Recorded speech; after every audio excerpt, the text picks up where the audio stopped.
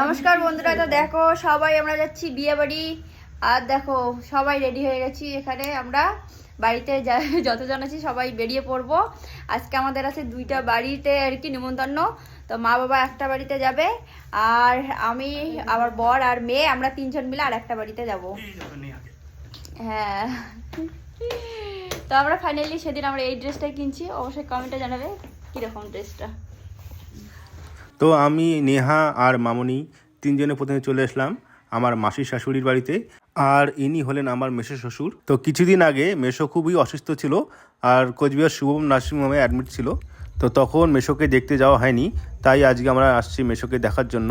তো কিছুক্ষণ গল্প করে আমরা চলে আসলাম সিধা বিয়ে বাড়িতে। আজ আমার এক ভাইয়ের বিয়ে, তো সেখানে আমরা আসছি সবাই মিলে। তো এখানে নেহার মা দুজনে ফুচকা খাচ্ছে, আর আমি এখানে ওদের ফুচকা খাওয়া দেখছি।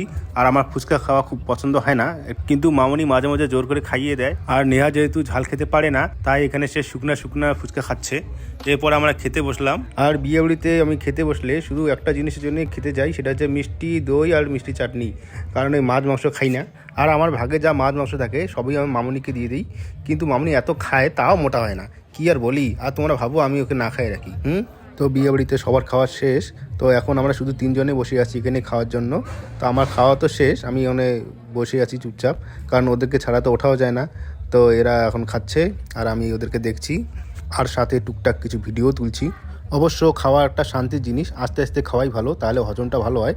কিন্তু বিয়ে বাড়িতে এই লজিক কি খাটে? যত লোক দাঁড়িয়ে থাকে পিছনে সামনে। তো যাই হোক, আমরা এখন শেষে দিয়ে খেতে বসছিলাম, তাই এত ভিড় নেই, তাই এখন আরামসে খেতে পারছি। নাহলে তো দেখতে আমাদের পিঠটা ছাড়িয়ে দিত, এই ওটো ওটো ওটো, চারপাশে লোক দাঁড়ায় থাকতো আমাদের, এই ওটো ওটো ওটো এইরকম বলতো আর কি, তাই না? একটু জল খা, তারপর বোতলটা আমি ফেলে দেবো, এটা নিয়ে ভুগবো না আমি।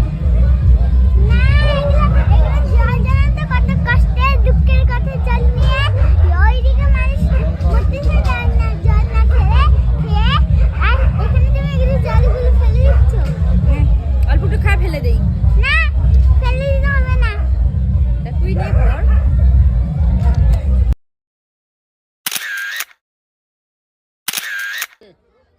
এই যে আমার মেয়ে ইউটিউব দেখে দেখে যে কত কিছু ভালো মন্দ শিখছে। তো ভালোটাই শেখে, মন্দও অনেক শেখে, কি আর বলি। আজকাল সব বাচ্চারই মোবাইল দেখা একটা বদ অভ্যাসে পরিণত হয়ে গেছে, তাই না?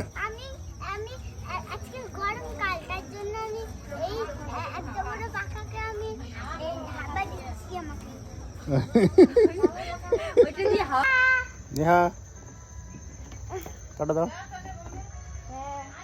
তো এখন আমাদের বাড়ি যাওয়ার পালা। তো টাটা বাই বাই, দেখা হচ্ছে পরবর্তী ব্লগে। তোমরা সবাই ভালো থাকো, সুস্থ থাকো।